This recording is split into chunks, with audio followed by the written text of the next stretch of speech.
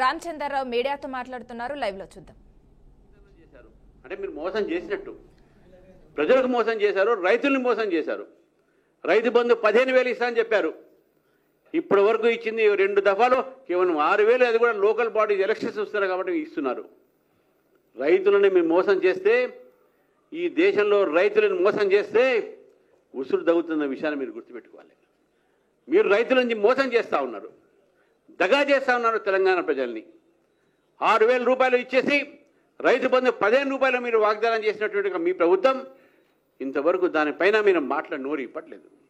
అది కూడా ఈ సర్పంచ్ ఎలక్షన్స్, ఈ లోకల్ బాడీ ఎలక్షన్స్ ఉన్నాయి కాబట్టి అది కూడా ఇవ్వడం జరిగింది. లేకుండా అది కూడా ఎగ్గొట్టేటట్టు ఆలోచన మీకు ఉంటుంది. ఈరోజు కొత్త నాటకం పెడుతున్నారు. బీజేపీ పెరుగుతున్నటువంటి సమయంలో ప్రజలకు తప్పుదారి పట్టిస్తూ ఉన్నారు. ప్రజలకు చెప్తా ఉన్నారు, వాళ్ళు రైతులకు చెప్తా ఉన్నారు.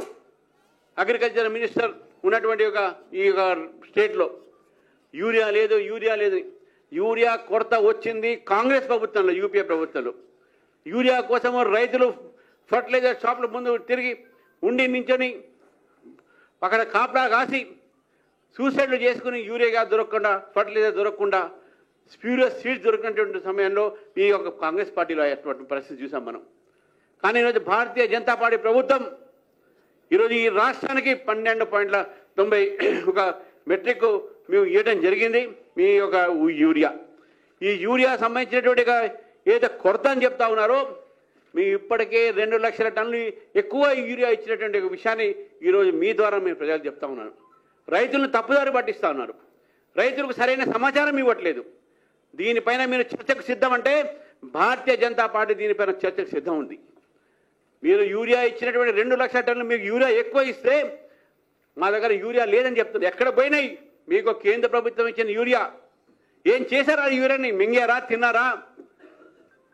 రైతులకు యూరియాలు వేయలేని పరిస్థితి కేంద్ర ప్రభుత్వం ఇచ్చిన తర్వాత కూడా ఈ రకమైన పరిస్థితి ఈరోజు తీసుకొస్తారు. నిన్న పెట్టింది ఒక పెద్ద సభ. ఆ సభలో పేరు సామాజిక సమరత సభ ఏం పెట్టారు, పేరు పెట్టారు. ఆ సభలో సామాజిక న్యాయం చేస్తా అని చెప్పి సభలు పెట్టారు. ఏం న్యాయం చేశారండి ఆ సభలో? మోదీని మాత్రమే తిట్టారు, ఆర్ఎస్ఎస్ని తిట్టారు, బీజేపీని తిట్టారు. అదా మీ సామాజిక న్యాయం? మీరు పెట్టిన సభ ఏంది? మీరు మాట్లాడిన మాటలేంది? మీరు ఒక్కసారైనా అక్కడ బడుగు వర్గాల గురించి మాట్లాడారా? మోదీని తిట్టడమే సరిపోయింది. ఖర్గే గారు వారు మాట్లాడిన మాటలు చూస్తూ ఉంటే నిజంగా బాధ అనిపిస్తుంది. ఈ దేశానికి వారు దాదాపు 55 సంవత్సరాలు పరిపాలించిన కాంగ్రెస్ పార్టీ ఒక్కసారైనా ఈ ప్రజల గురించి ఆలోచించారా? కేవలం అవినీతిలో కూలి, అవినీతిలో మునిగి, అవినీతిలో తేలి ప్రజలు మిమ్మల్ని భరించలేక కాంగ్రెస్ ముక్త భారత్ చూడాలని చెప్పేసి మిమ్మల్ని మొత్తం కూడా 3 సార్లు ఓడగొట్టినటువంటి భారతదేశ ప్రజలు. ఈరోజు తెలంగాణలో కూడా అదే పరిస్థితి ఉంది. తెలంగాణలో ఆ రోజు మేము చెప్పాం బీఆర్ఎస్ ముక్త తెలంగాణ అని చెప్పి. ఈరోజు బీఆర్ఎస్ కాంగ్రెస్ ముక్త తెలంగాణ అనేది భారతీయ జనతా పార్టీ నిర్ణయిస్తూ ఉంది. భారతీయ జనతా పార్టీ మేము కేవలం అధికారం కోసమే కాదు, ప్రజల కోసం కూడా మేము పనిచేసేటువంటి పార్టీ మాది. మీరు కేవలం అధికారం కోసం పనిచేసే పార్టీ మీది. అధికారంలో పాటు మీరు అవినీతి చేసేటువంటి పార్టీ మీది. ఏఐసిసి అంటే ఆల్ ఇండియా చీటింగ్ కమిటీగానే ఆల్ ఇండియా కాంగ్రెస్ కమిటీ కాదు మీది. నిజంగా మీరు ఈ ప్రజల్ని మోసం చేస్తూ ఉన్నారు, ప్రజల్ని దగా చేస్తూ ఉన్నారు. ఈ కాంగ్రెస్ పార్టీ వచ్చిన తర్వాతనే ఈరోజు ప్రజలు అల్లాడిపోతూ ఉన్నారు. ఇంత తక్కువ సమయంలో ఈ యొక్క ప్రభుత్వం మీద వ్యతిరేకత బహుశా ఏ ఒక్క రాష్ట్రంలో కూడా ఏ పార్టీ కూడా రాకపోవచ్చు. కాంగ్రెస్ పార్టీ అనుకుంటుంది రేపు లోకల్ బాడీ ఎలక్షన్స్ మేము గెలుస్తామని చెప్పేసి. లోకల్ బాడీ ఎలక్షన్స్లో ఈ యొక్క ప్రజలు, తెలంగాణ ప్రజలు మీకు చుక్కలు చూపెడతారు. మీరు చెప్తున్నారు 100 సీట్లు గెలుస్తాం మేము ఎమ్మెల్యేలు, 15 సీట్లు మేము ఎంపీ గెలుస్తామని చెప్పేసి మీరు ఏదో వాగ్దానం చేస్తున్నారు. మన మల్లికార్జున ఖర్గే గారే గెలవలేకపోయారు. వారి ముందు మీరు వాగ్దానం చేస్తున్నారు. బహుశా మీరు నోరు స్లిప్ అయినట్టుంది.